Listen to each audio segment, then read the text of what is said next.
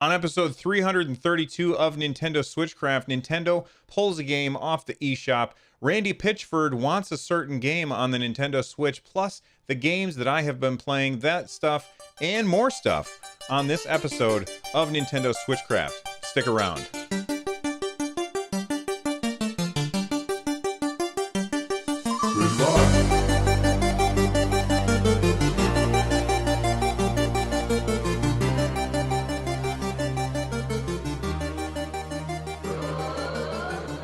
Hey everybody, welcome back to Nintendo Switchcraft. It is brought to you live 3 times a week on Tuesdays, Thursdays at 3 p.m. US Eastern, and on Saturday at whatever time I can get to it. You can tune in live over at twitch.tv/runjumpstomp.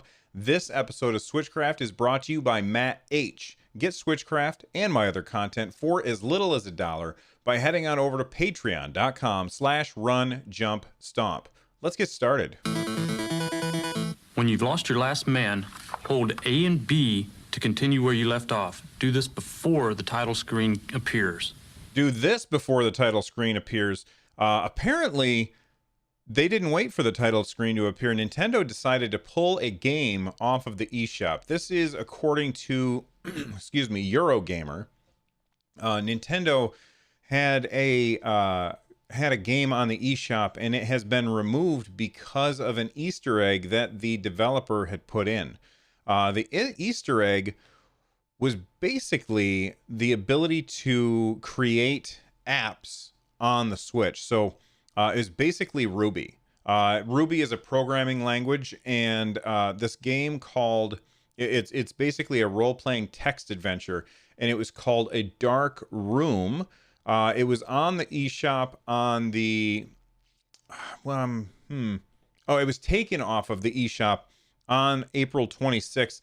Only 2 weeks after it launched, he revealed that he had put in a secret Ruby editor, which is basically like this limited coding environment in the game.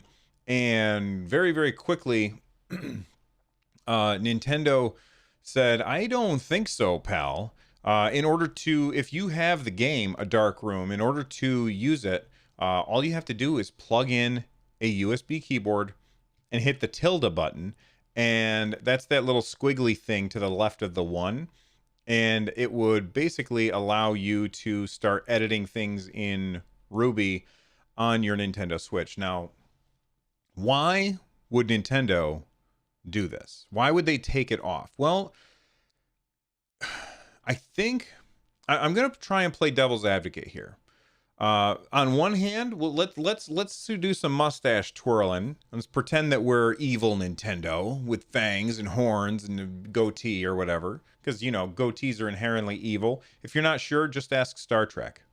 But if we're saying that Nintendo's evil for doing this, then what's their motivation? Their motivation is because people might be able to sideload games that they didn't pay for onto the Nintendo Switch, and therefore get around some semblance of DRM that Nintendo has.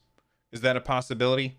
Absolutely. It's absolutely a possibility that Nintendo didn't want that to happen, so they said, not on my watch, and they yanked A Dark Room off of the eShop. However, there's another way to look at it that I think is probably more reasonable. Actually, a couple of ways. Let's say that Nintendo's not necessarily the bad guy here, and I'm not saying that the developer of A Dark Room is the bad guy either. In fact, I'm not really saying that not every story has to have a bad guy. But I guess I'm not saying that Nintendo's the bad guy here, because they're protecting people from bricking their systems. If you don't know what you're doing, and you're writing code just messing around through this game, and then your system gets bricked because of some unintended consequences, then I think that you might be upset, and then you might try and send it to Nintendo and have Nintendo say, "Oh, well, you voided the warranty by doing this, so we're not going to honor the warranty, and we're not going to fix your system." Then they've got a PR nightmare on their hands. The other option is for them to have to fix a system that has been bricked because you did something that you probably weren't really supposed to do, and now that's costing them money. So that's one way that Nintendo is actually being the good guy here. Another way that Nintendo might be being the good guy, Hmm, that sentence didn't work, but you know what I mean. Another way that they are being the good guy is people could use this in order to uh, cheat in video games. Look, I am not a programmer. I know a little tiny bit of programming. Um, what the hell language do I use? I can't even remember. It's not Ruby. It's been so long. It's a Python. I know a little tiny bit of Python and a little tiny bit of Swift, and that's it. Um, so maybe what I'm saying is not possible, but people could use this Ruby interpreter to code their way into getting around countermeasures that Nintendo has in order to prevent people from cheating in online games. So I think that Nintendo probably did the right thing by doing this. And I I I honestly I don't know how I feel about it because, I'm sitting here, I've got my iPad, and my iPad has things on it, or apps on it that are designed to let me write code. I don't really do it, but there's things on there that are designed to let me program in Python, and like that. Apple allows that stuff on the App Store, but maybe it's because this developer didn't um what's the word I'm looking for? Didn't instigate, not instigate, didn't indicate. There we go. They didn't indicate the fact that this was part of their game. And so I think Nintendo is like, well, that's breaking the rules, so we have to take your game off of the thing because you were trying to be sneaky about it. So there's a whole bunch of different ways to look at this. And Circle Entertainment, the developer who made the game, basically says they deeply regret how this is blown up. It was supposed to be a simple toy. Where did it go? A simple toy, sandboxed environment has been framed as this massive exploit. And of course, it's the community that exploits these things that push it up to that level. I'm partly to blame with my sensational media posts. I acted alone and stupidly. It was the last second spark of inspiration, and I snuck it in, assuming that plugging a USB keyboard and pressing the tilde wasn't part of the test plan. He then goes on to say, having Circle deal with some of this cannon fire is not something I'd ever want. The past 3 days have been the worst days of my life, and I don't know what to say except that I'm sorry. All I ever wanted to do is allow kids and coding adults that have forgotten the joy to discover what I discovered 25 years ago. The narrative that has played out online is exactly what's wrong with the trash can fire of a world. Everyone is an armchair expert. Everyone thought the worst. You've seen that I've been called a an idiot and everything in between because sensationalized news sells. If the narrative was I added a sandbox to a dark room that lets you mod the game and provide a medium for kids to code and technical parents to show their kids what they do, it would have gone unnoticed. Okay. I get what you're saying. I get what he's saying. And you know what?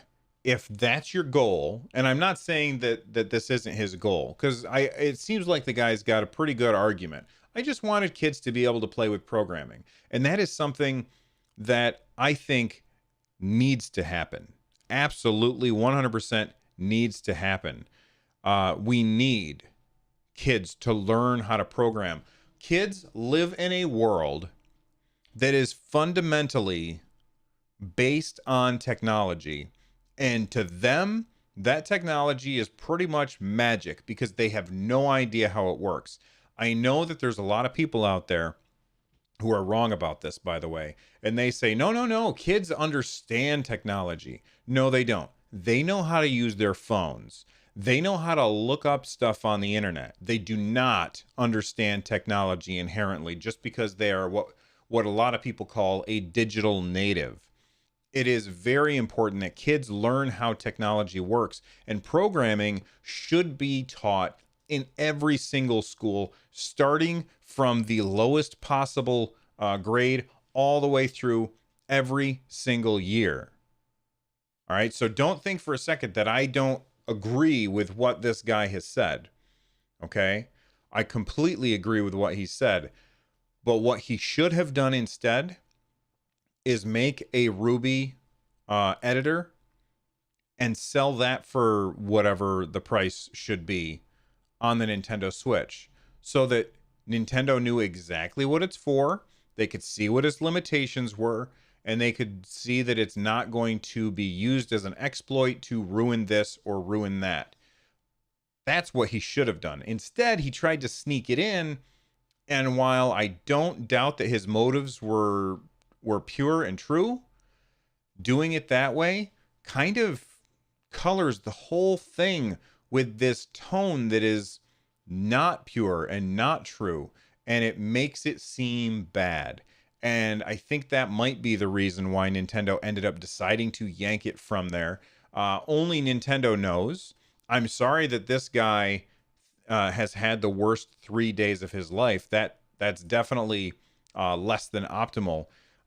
But what I would recommend that they do is talk to Nintendo and say, "Hey, is there a way that you would allow us to make a Ruby editor so that kids can learn how to? They can use the technology that they already have to learn how to program, because that is definitely something that needs to happen without a doubt." What do you guys think? Let me know. You can tweet at me at RunJumpStomp. Use the hashtag Nintendo Switchcraft to let me know your opinion on whether or not Nintendo is in the wrong about whether or not they should have taken this off the eShop. All right. Hashtag Nintendo Switchcraft. I'm at RunJumpStomp on Twitter. Let me know your thoughts. The more game cartridges a video game system plays, the more fun it is. All right. So, speaking of getting more games on a system, at Duval Magic, who's also known as Randy Pitchford, he's the guy who's kind of behind the Borderlands series.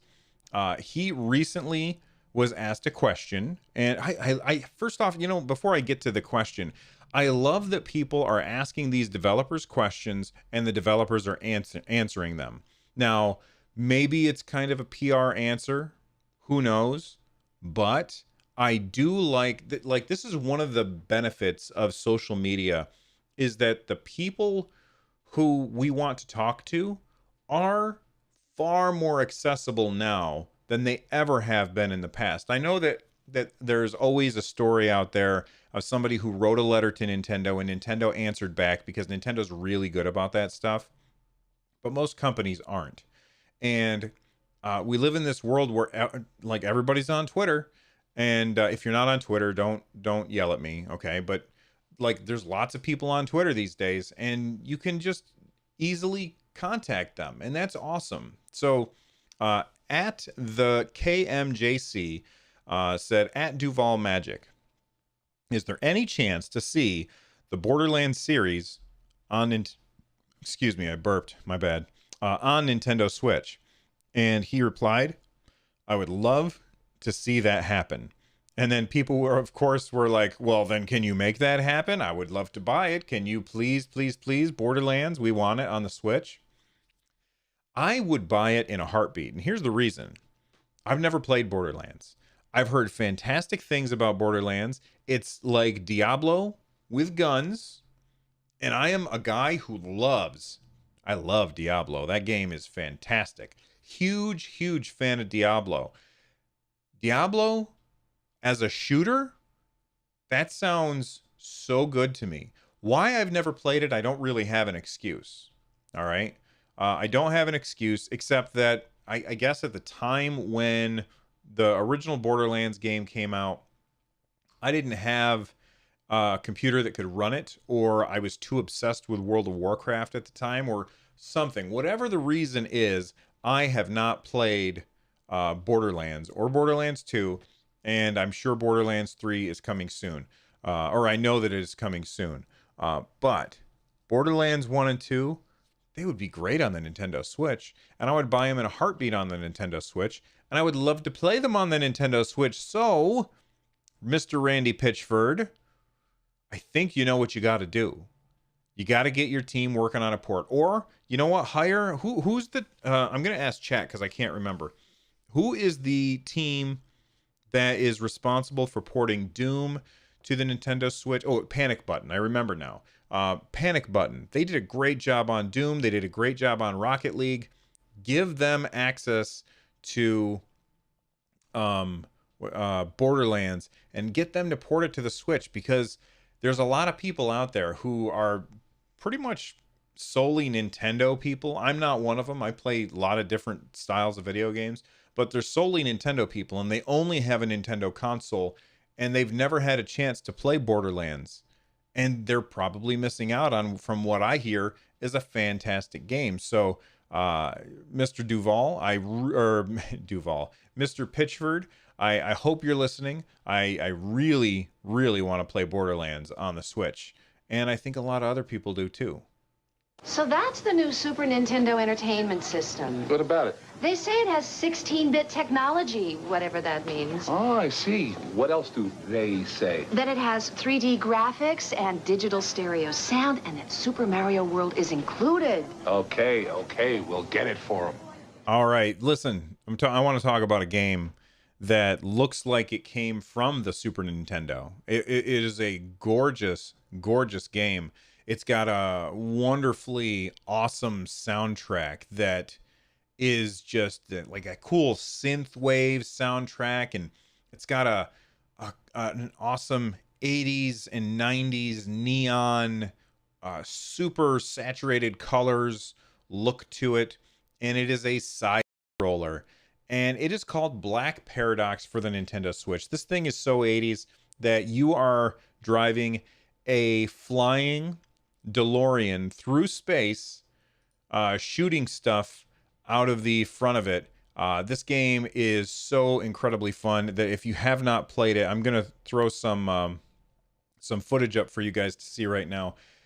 This game is so fun. You have got to check out Black Paradox on the Nintendo Switch. I think it comes out on May 2nd. I did have a review copy, and I've been playing it since yesterday.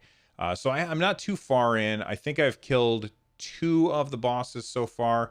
I think that there are, I think there's like 8 bosses in the game, and it's a very, very fun game. It's got that great soundtrack as well as awesome graphics. And if you liked Super R-Type or Life Force or any of those games from the Super Nintendo era, then Black Paradox is definitely a game that you want to check out. I hope that they have a demo when the game launches, because it's the kind of game that you definitely want to try. Because if you don't like bullet hell shooters, then you probably won't like Black Paradox. But I'm not a huge fan of bullet hell shooters. This is mild on the bullet hell, at least the first 2 levels have been. But it's really, really good. Let's talk about another retro style game that I played yesterday, and that is a game called Venture Kid. Venture Kid is basically like a Mega Man game. It plays like a Mega Man game. It looks like it doesn't look like a Mega Man game, which is odd to say. I feel like it looks more like Adventure Island, just in their color choices and what's the word I'm looking for?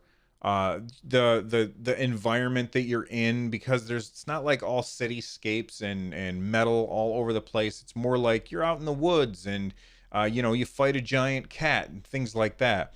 But it plays like Mega Man, and you end up, as you play through the game, you end up getting new weapons that you can switch to. So I'm still only on the first level of the game, but it was like I beat the first level and I got a boomerang. And then on the second level, I had the boomerang as an option, and you hit the L or the R button, I can't remember which, in order to switch to a different weapon. And then as you switch to a different weapon, uh, the boomerang has a certain number of times that you can use it. So there's kind of like a risk reward system. The boomerang felt much more powerful to me than my default blaster, but I ran out of ammo for it very, very quickly.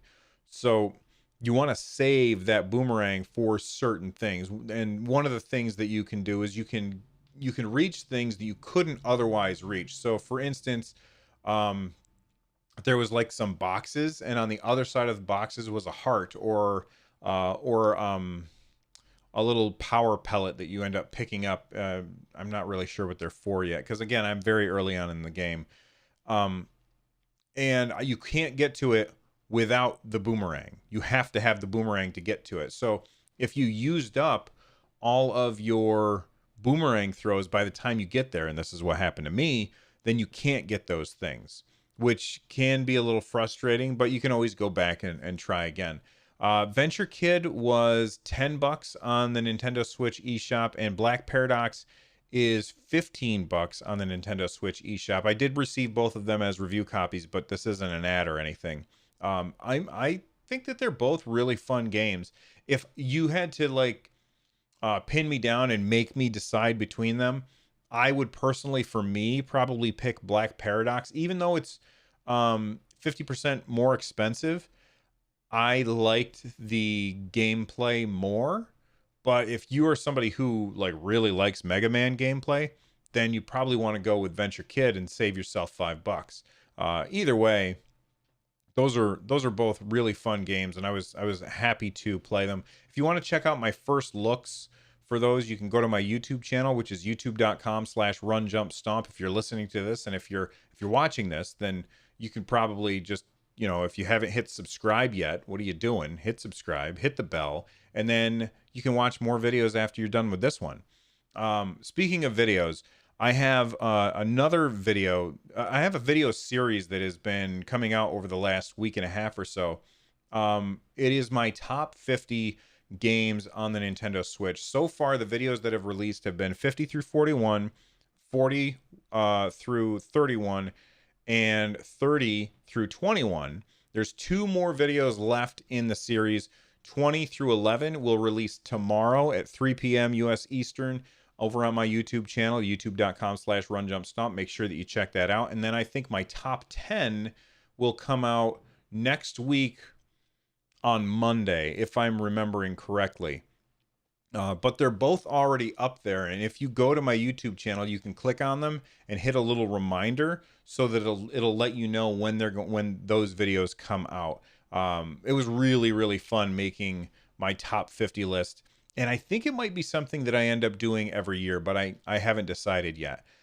This is going to be weird because we never wrap up this soon, but guess what? It's a light news day. And I also didn't get any feedback on Twitter this week, or since Saturday. So because of that, it's time to wrap up the show. Let the Radio Shack TRS-80 put the world of color computing into your home. All right. Speaking of color computing, that's a terrible segue. I don't have a color computing segue. So instead of a segue, I'm just going to say I want to thank Kia Gaming 32, Dolph Anden, Hidden Stage, and Toasty Ryan for their 5-star reviews on Apple Podcasts. I really appreciate that you guys take the time out of your day and let me know what you think. Those 5-star reviews are awesome. I really appreciate it. And if you want me to thank you on the show in that same way, then just go review the show. 5 stars. It really does help. Outro. It's time for the outro. If you want to become part of this community, and you absolutely should, because it's filled with awesome, fun people who like the same thing that you do, head on over to runjumpstomp.com/Discord. You can also watch the show live with other awesome nerds over at twitch.tv/runjumpstomp. So get in there, join the nerd nest. Get a hold of me by Twitter at runjumpstomp. Use the hashtag Nintendo Switchcraft and have your voice heard on the show. And don't forget that if you send in your voicemail through the Anchor app, which is super easy, send in the voicemail through the Anchor app and I will play it on the show. Thank you guys very much for all the feedback, all of the support. I very, very much appreciate it. Thank you to the patrons. This show wouldn't be possible without you guys. Thank you to the people who subscribe on Twitch. I really appreciate that. And I also want to thank the people who are choosing to support the podcast through Anchor. And if you don't like listening to the ads, just a quick reminder, you can get all of my shows ad-free by joining the Patreon. All right. I want to thank Noteblock for letting me use their music on this episode of Nintendo Switchcraft. Make sure that you check out their stuff. This is their Corneria remix by Noteblock. I'll see you guys next time.